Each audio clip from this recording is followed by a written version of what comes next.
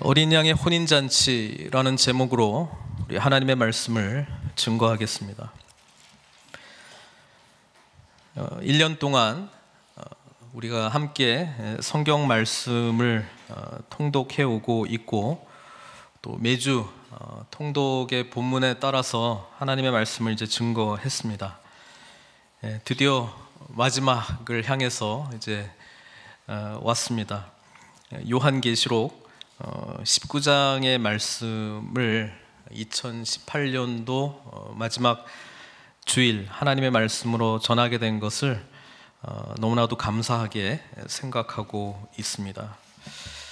요한계시록은 언젠가 기회가 되면 1장부터 22장까지 자세히 살펴보았으면 좋겠습니다.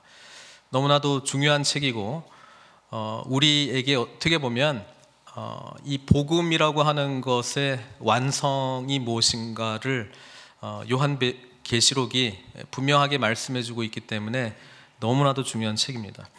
그럼에도 불구하고 사실 많이 꺼려지는 책이기도 합니다. 왜냐하면 요한계시록을 어떻게 해석할까, 여전히 다양한 해석 방법이 있고, 또 그 해석 방법에 따라서 나타나는 내용이 판이하게 틀리기 때문에 여전히 설교자들에게는 좀 깊이 하는 책이기도 합니다.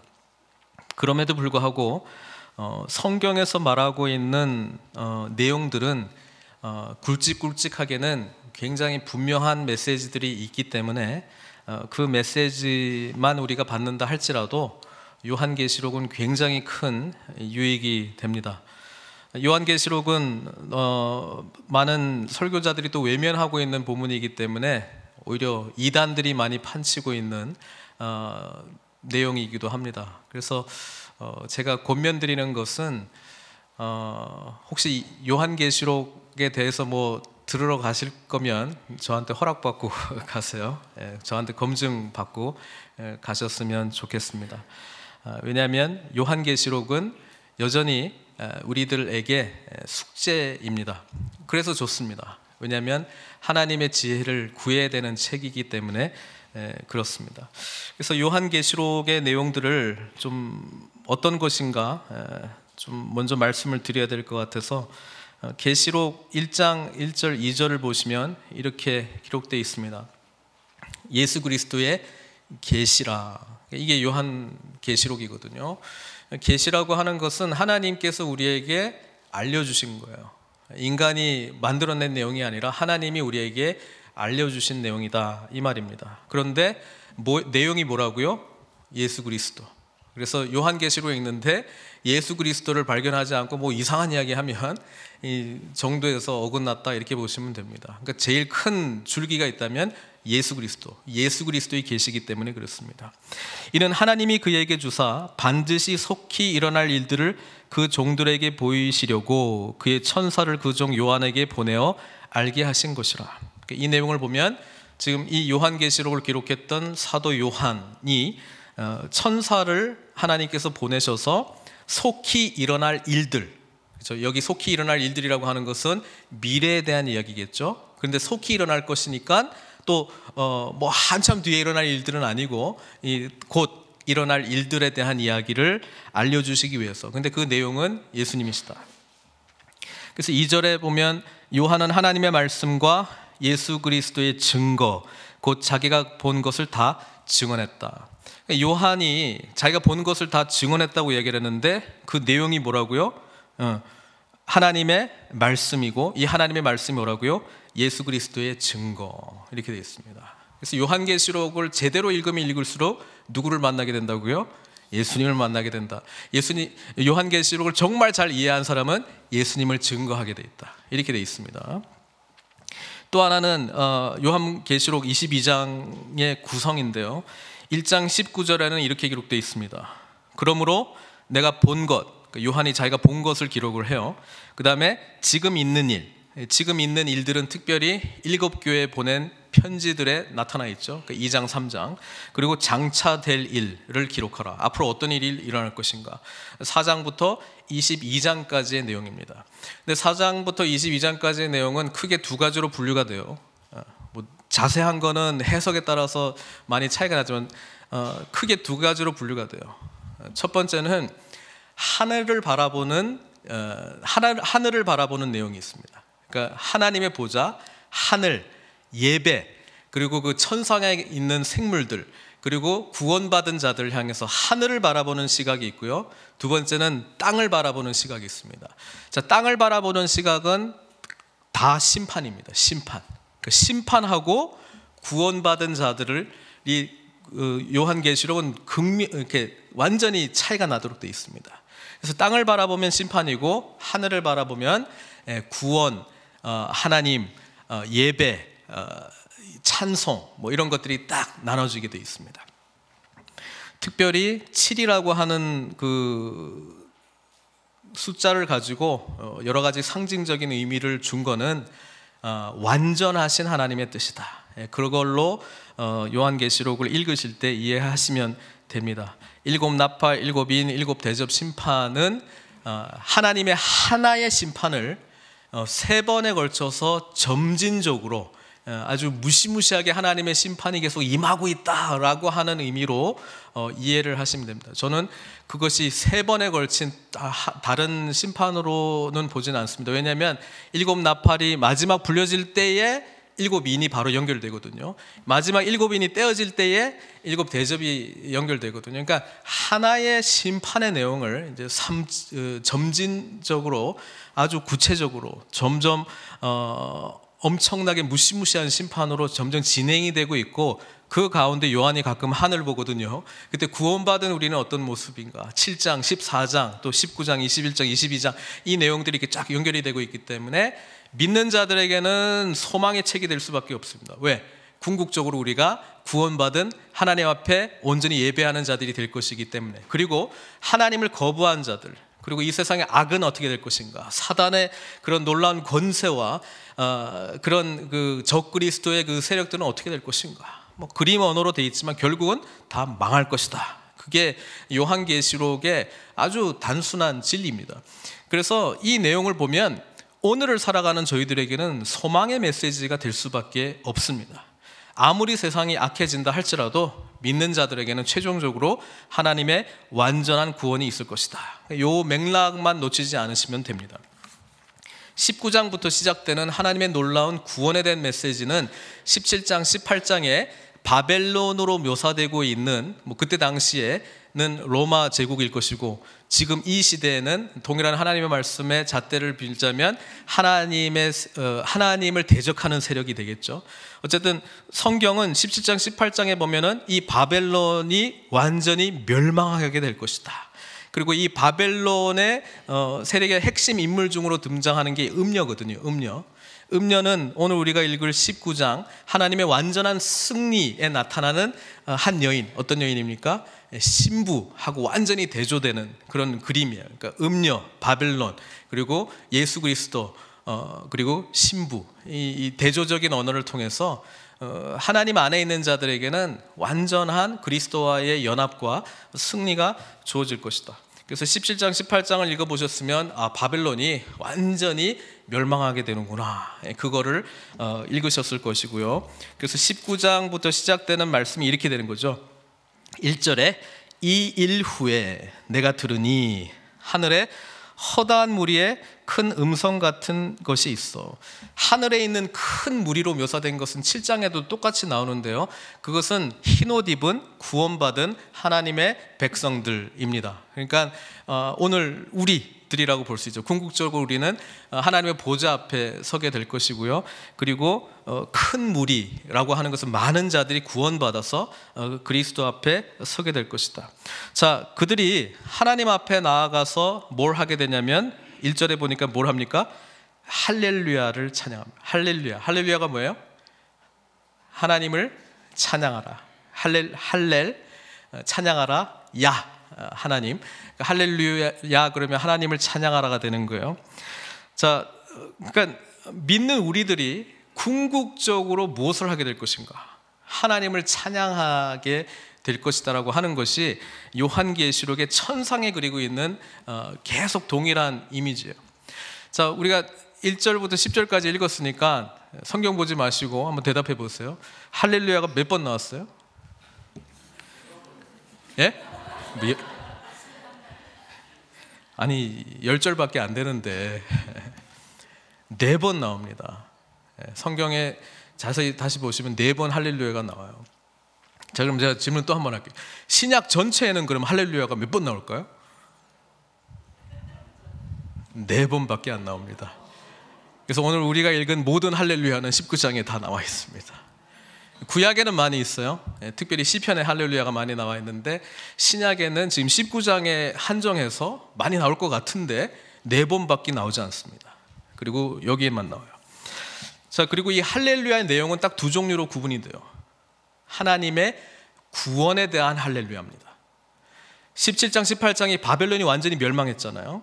그래서 그 부분에 대해서 할렐루야 그러면서 구원과 영광과 능력이 우리 하나님께 있도다 이렇게 이야기를 합니다. 그러니까 하나님께서 궁극적으로 믿는 자들을 완전히 구원하실 것이다 라고 하는 이 할렐루야의 고백이 나옵니다. 그리고 또 한 번 3절에 보니까 두 번째 할렐루야 하니 그 연기가 세세토록 올라가더라 이렇게 돼 있잖아요. 그 연기가 올라가는 거를 그 향연 그것을 성도들의 기도 이렇게 했는데 여기는 그게 아니에요. 지금 이 연기는 뭐냐면 바벨론이 완전히 불타가지고 멸망해가지고 그 연기가 올라가는 거예요. 그래서 할렐루야 그럴 때 뭐냐면 이 연기가 세세토록 올라가잖아요. 그러니까 다시 바벨론에 일어날 일이 있어요, 없어요? 없습니다. 그러니까 완전한 멸망. 이 멸망의 폐허 속에서 솟아나는 연기가 세세토록 일어나고 있는데 여기서 할렐루야 이렇게 얘기하고 있는 거예요. 구원의 완성을 이야기해주고 있어요. 그러니까 이 천상의 세계가 하나님의 구원에 대한 할렐루야를 외치고 있고요. 또 4절에 보니까 24장로와 네 생물, 이제 이게 뭐냐 여기서부터 이제 구체적으로 돌아가기 시작하면 어떻게 해석하는가에 천차만별입니다.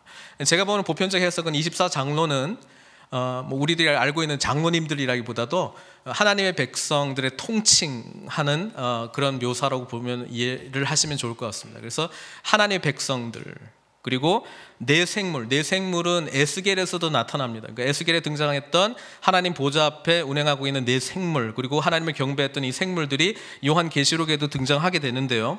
앞부분에도 나오고 지금 여기서도 나오는데 이 네 생물은 뭐냐? 뭐 모양이 뭐 소 같고 뭐 독수리 같고 사람 같고 또 하나는 뭐죠? 사자 같고. 그래서 이제 여러 해석들이 많이 나오는데 뭐 어떤 사람들은 뭐 사자는 저기 마태복음, 뭐 소는 마가복음, 뭐 사람은 누가복음, 독수리는 이제 그 영적인 거니까 이제 요한복음, 그래서 사복음서다 뭐 이렇게 말씀하신 분도 있는데 글쎄요 재미있긴 하지만 잘 모르겠어요. 저한테 설득력 있는 거는 하나님의 피조 세계의 대표적인 생물들. 그러니까 모든 피조 세계가 하나님 앞에 경배하는 것의 상징적인 어떤 이미지를 그리고 있는 게 이 네 생물로 보는 것이 좋습니다. 사람도 있고 짐승 중에서 가장 센 사자, 또 하늘을 나는 새도 있고 물론 이제 바다의 어떤 생물들은 대표성이 없습니다만은 그러니까 하나님의 백성 그리고 하나님의 모든 피조 세계가 할렐루야 이렇게 이제 외치는 모습으로 저는 이제 받아들이고 있습니다. 그리고 또 하나의 그 내용들이 보면은 많은 물소리 같고 우레소리 같고 뭐 이런 소리들 예언서들을 보면 이게 하나님께서 말씀하실 때의 표현이기도 하거든요. 근데 여기서는 하나님 말씀하신 표현이라기보다도 할렐루야 하나님을 찬양하러 나오니까 어떤 천상의 어떤 무리들이 하나님을 찬송하고 있는 내용인데 두 번째 할렐루야의 내용이 여기 나옵니다. 그게 뭐냐면 전능하신 이가 통치하신다. 뭐라고요? 전능하신 이가 통치하신다. 그래서 할렐루야의 내용은 크게 두 가지예요. 하나님의 구원과 하나님의 왕되심.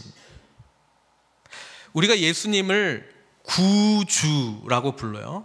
나의 구원자요 주님, 왕으로 부르는 거예요. 우리가 예수님을 믿고 이 세상 가운데에 할렐루야의 진정한 의미를 깨닫게 되는 게 뭐냐면 나의 이 구원의 의미가 어떤 것인가를 깨닫게 되는 거 하고요. 그 다음에 이제 하나님의 통치 아래서 제가 살겠습니다라고 하는 그리스도의 롤드십 앞에 들어가는 겁니다. 그러니까 이게 계시록의 마지막 단계에서는 우리의 완전한 할렐루야로 두 가지로 이렇게 완성될 것이라고 하는 그림을 보여주고 있는 거예요. 우리가 이 세상에 살면서 사실 구원하신 은혜에 대해서는 많이 할렐루야 합니다. 그런데 왕대심에 대한 할렐루야가 좀 약해요. 그래서 반쪽짜리 복음을 우리가 많이 받아들였거든요. 나는 예수 믿고 천국만 가면 돼, 이제 끝났어, 이게 아니고요. 구원의 의미를 깊이 깨달으면 깨달을수록 그 다음에는 예수 그리스도의 왕대심 통치 아래 들어가는 겁니다. 이게 하나님 나라인데요.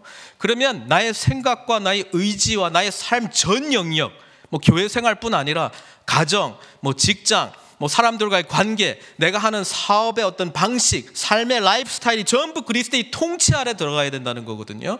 이게 그리스도께서 우리의 왕이십니다 라고 하는 것을 고백하는 거예요. 그러니까 이거를 하자니 하나님의 뜻을 늘 구해야 되고요, 하나님이 어떤 것을 행하시길 원하시는가를 물어야 되니까 기도 생활 안 할 수 없고, 그 다음에 하나님께서 어떤 삶을 원하시는가 대체적으로 성경에 다 나와 있기 때문에 말씀 생활을 같이 할 수밖에 없고요.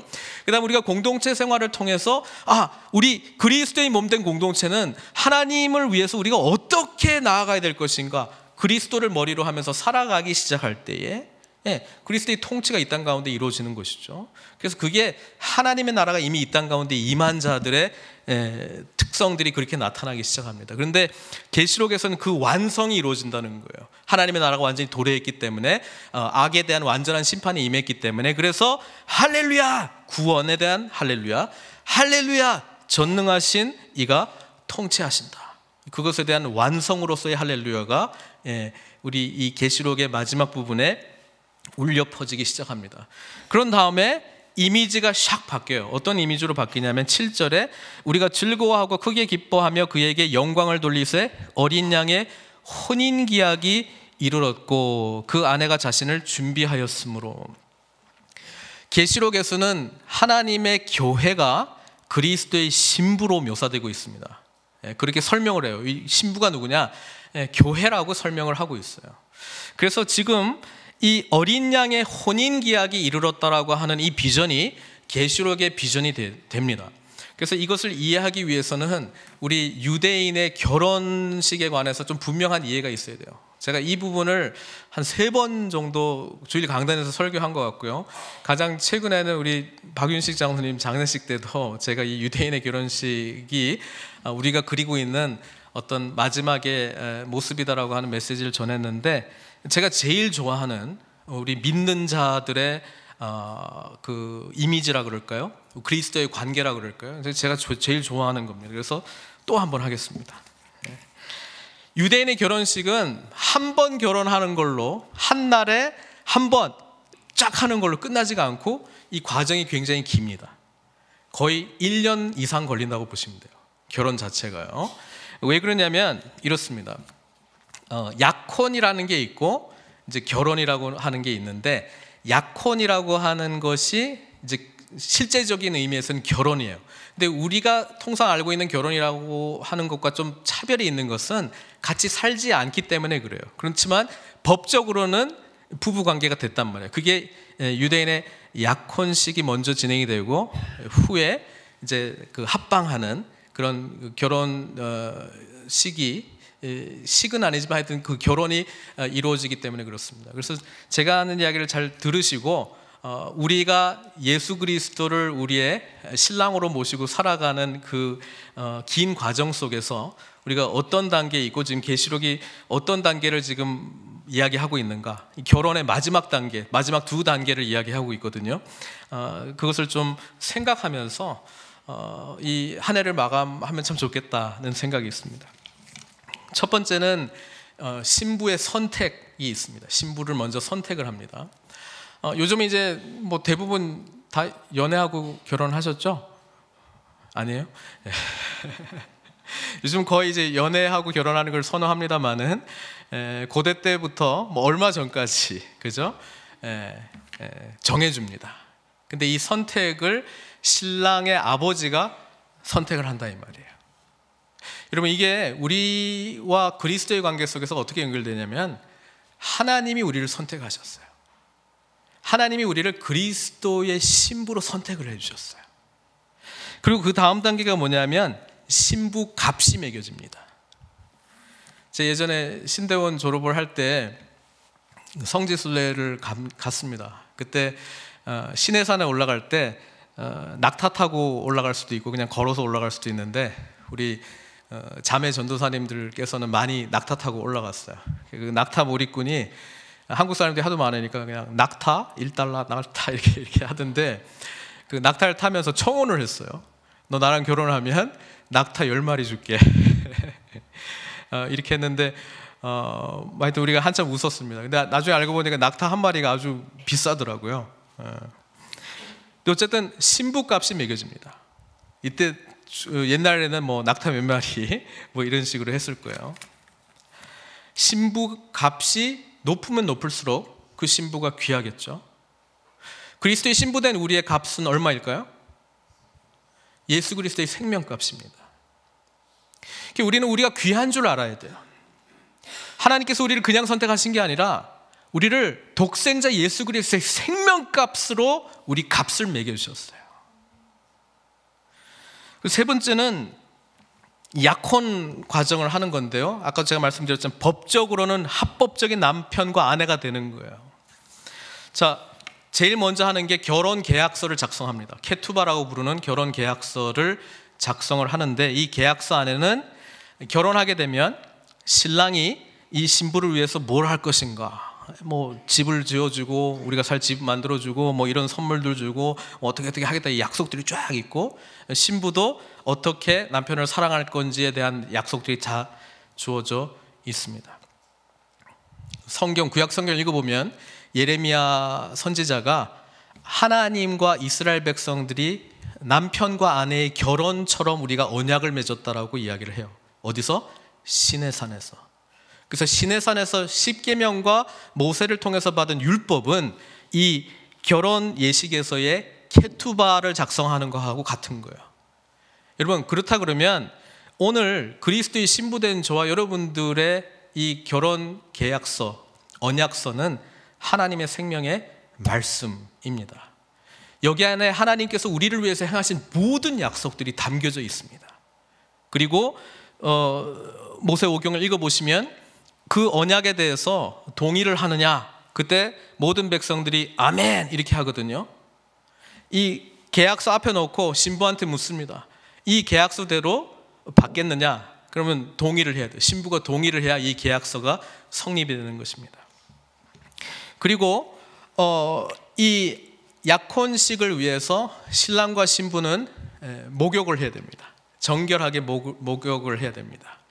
미크바라고 하는 정결 예식을 해야 됩니다.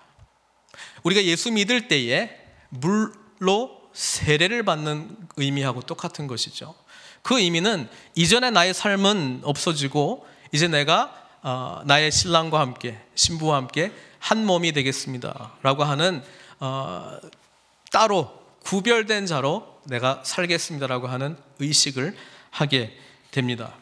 이때 선물을 주고받고 그 다음에 언약의 잔을 마십니다.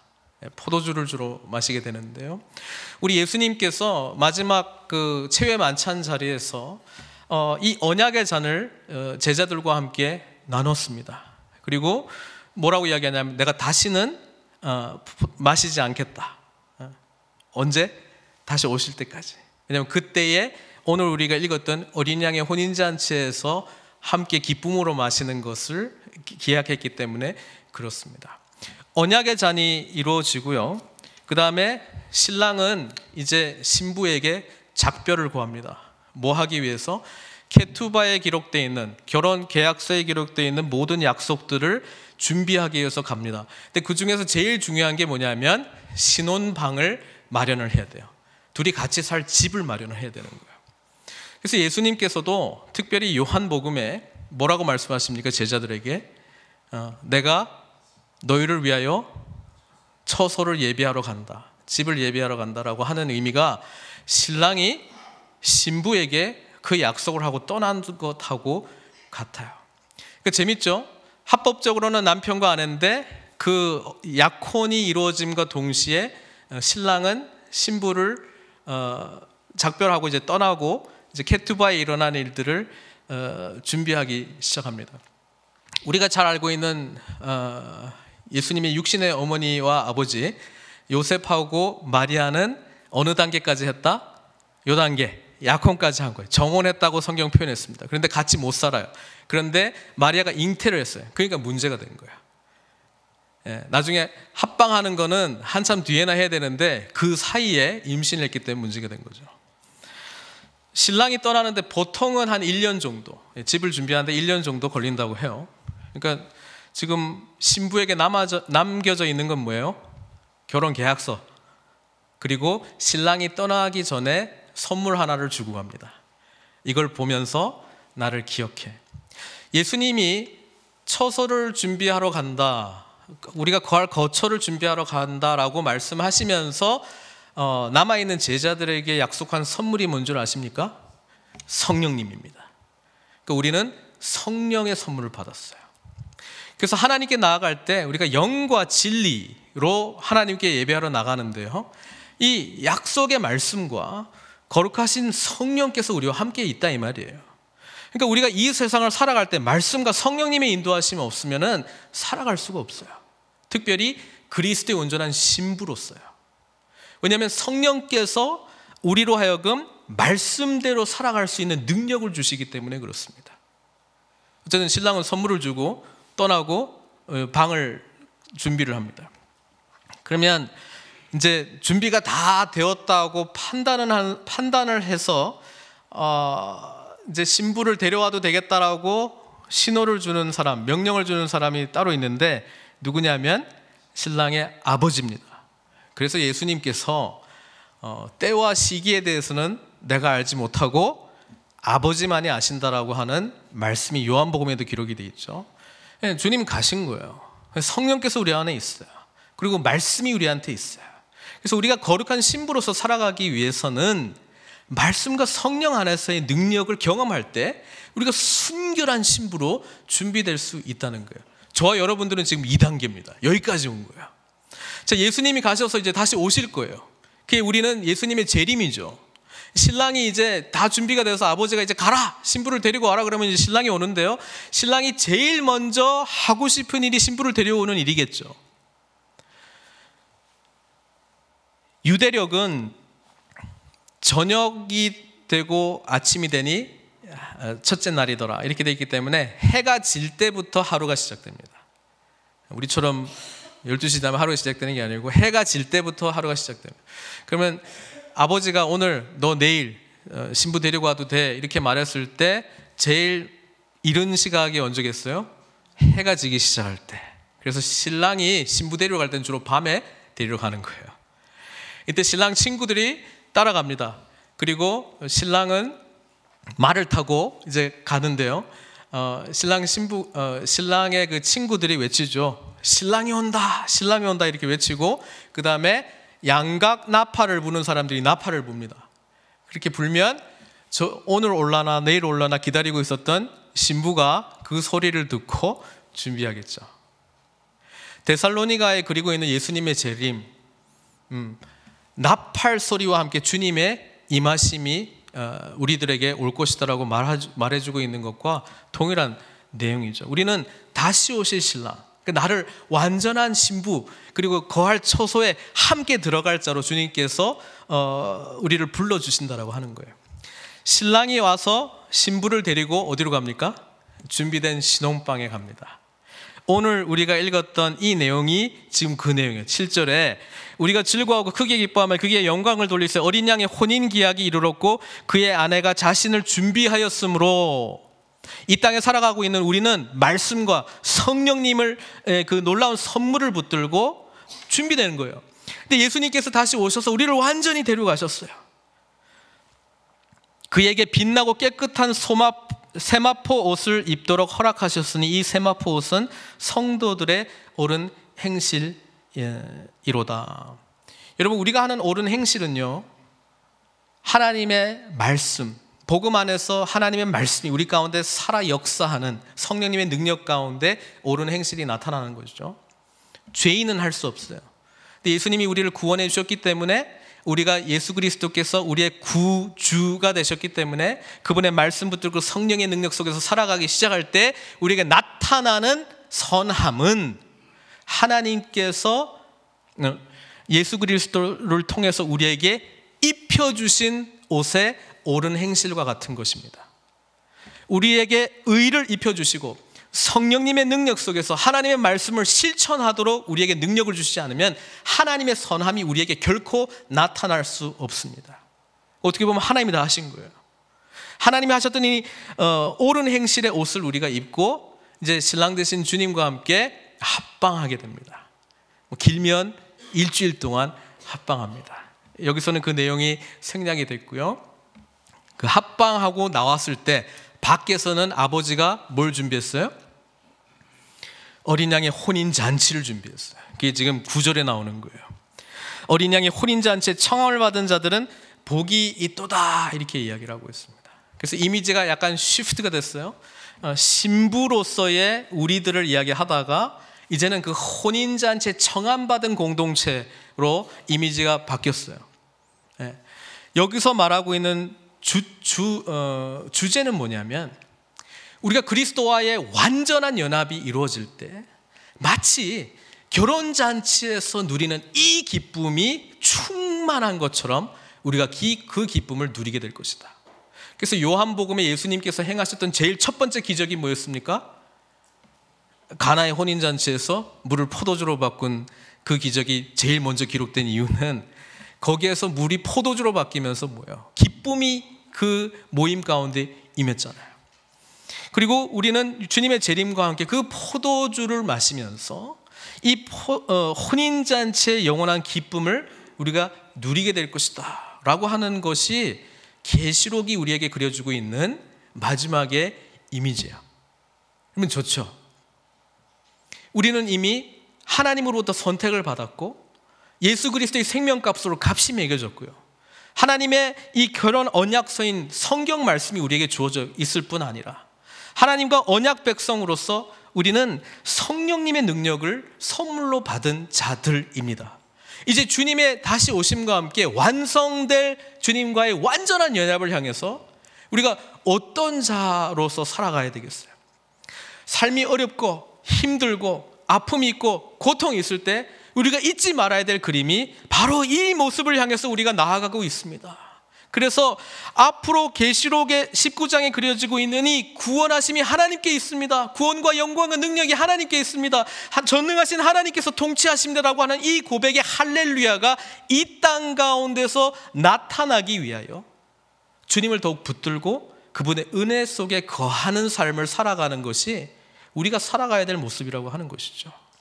그리고 공동체 안에서 사실 이 기쁨의 공동체가 누리고 있는 사랑 안에서 하나 되고 그리스도를 구주로 고백하는 이 공동체의 기쁨을 우리가 이 교회 공동체 안에서 맛을 느끼면서 또 이 공동체 속에서 누리고 있는 사랑의 메시지를 알지 못하는 사람에게 전하는 것이 우리들에게 주어져 있는 내용이라고 하는 것이죠. 그래서 10절에 보면은 내가 그 발 앞에 엎드려 경배하려 하니, 그러니까 이 내용들을 보여줬던 천사한테 사도 요한이 이제 경배를 하려고 하니까 그가 나에게 말하기를 나는 너와 및 예수의 증언을 받은 네 형제들과 같이 된 종이니, 이렇게 이야기합니다. 천사가 놀라운 이야기를 하는데요. 그게 뭐냐면, 아니 너하고 나는 그 같은 목적으로 지음받은 존재야. 그게 뭐냐면 예수 그리스도, 예수의 증언을 받은 자들이야. 그래서 오직 하나님께 경배하라. 예수의 증언은 예언의 영이라. 이렇게 이야기하면서 천사가 해야 될 이야기도 복음, 가브리엘 천사가 마리아에게 임했고 또 천사가 목자들에게도 임했고 무슨 이야기를 했나요? 복음 이야기 했거든요. 예수 그리스도께서 오셨습니다. 이제 하나님의 놀라운 평화가 이 세상 가운데 임했습니다. 그리고 여러분들은 이제 구원 받았습니다. 그리고 천상의 놀라운 기쁨이 여러분들의 구원을 통해서 완성될 것입니다. 그 이야기를 해줬잖아요. 우리가 그 은혜의 말씀을 받은 자이고 증언하는 자로 하나님께서 우리를 부르셨다라고 하는 내용이 이 마지막에 지금 나와 있습니다. 사도 요한에게 너는 지금 너의 생명이 다 끝날 때까지 반모섬에 비록 유배되어 있지만 지금 마지막을 향해서 달려가고 있지만 삶이 얼마 남진 않았지만 예수 그리스도의 살아계심과 그분의 복음을 통해서 우리에게 주실 놀라운 은혜와 축복을 전해라. 또 오늘 이 말씀을 읽는 저와 여러분들에게 똑같은 메시지가 주어져 있는 것입니다. 여러분, 우리가 세상이 아무리 어려워도 2018년이 정말 어떤 사람에게 너무나 고통스러운 한 해가 됐을지라도 소망하고 기뻐할 수 있는 유일한 이유가 있다면 그것은 마지막의 그림이 어떤 것인지를 알고 있기 때문에 가능하다라고 하는 것입니다. 사랑하는 성도 여러분, 그리스도 안에서 우리는 정혼한 사이, 약혼식을 거친 법적으로 이미 그리스도의 신부된 저와 여러분들, 이제 주님께서 우리를 완전히 데려가시고 그분의 완전한 연합으로 우리를 인도해 주실 거예요. 그리고 그분께서 주시는 이 세상에서는 맛볼 수도 없는 기쁨과 은혜가 넘쳐나는 그 혼인잔치에 우리가 초대받은 자들이라고 하는 생각을 가지시고 우리 한 해를 마무리했으면 좋겠습니다. 그리스도께서 우리의 신랑이십니다. 신부된 자로, 순결한 자로 주님께 온전히 나아가시는 저와 여러분들 되시길 주님의 이름으로 축원드립니다. 같이 한번 기도하겠습니다. 계시록의 할렐루야를 오늘 우리들이 하고 있습니까? 구원하신 그 은혜에 대한 할렐루야 많은 분들이 하고 있는데요, 왕이신 하나님께 대한 할렐루야를 하고 있습니까? 그리고 그렇게 마땅하게 그리스도의 통치 아래 우리의 삶 전 영역을 드리고 있습니까? 이럴 때에 우리가 순결한 신부로 준비될 수 있습니다. 이미 하나님께서 우리를 불러주셨고 선택해 주셨고 값을 매겨주셨고 하나님의 생명의 말씀을 주셨고 하나님의 거룩한 성령님을 선물로 주셨는데 무엇이 부족하단 말입니까? 2018년도 마지막 주일을 감사함으로 할렐루야의 기도로 주님 앞에 올려드리기를 바랍니다. 함께 기도하시겠습니다. 사랑의 하나님, 오늘 계시록 19장의 말씀을 통해서 우리의 마지막 주님과의 아름다운 연합을 소망해 봅니다. 이 땅 가운데 그리스도의 합법적인 신부된 저희들이 구원과 그리스도의 완전한 통치에 대한 할렐루야가 우리의 입술을 떠나지 않게 하여 주시고 아버지 하나님의 순결한 신부로서 살아갈 수 있도록 약속의 말씀인 케투바 붙들고 주님께서 주신 성령님의 선물을 의지하여 아버지 하나님께서 기뻐하시는 자로 늘 살아갈 수 있도록 은총 베풀어 주시옵소서. 입혀주실 세마포 옷을 사모하면서 우리 안에 하나님의 선하신 옳은 행실들이 나타날 수 있도록 그리스도의 온전한 통치 아래 우리를 맡기며 그리스도의 선하심이 우리를 통해 날마다 나타날 수 있도록 인도하여 주시옵소서. 무엇보다 신랑 되신 우리 주님께서 우리를 사랑하셔서 찾아오실 그날을 기약하며 예수 그리스도의 증거자로 살아갈 수 있도록 우리의 삶의 현장 가운데 우리를 사용하여 주시옵소서. 예수님의 귀하신 이름으로 기도드리옵나이다.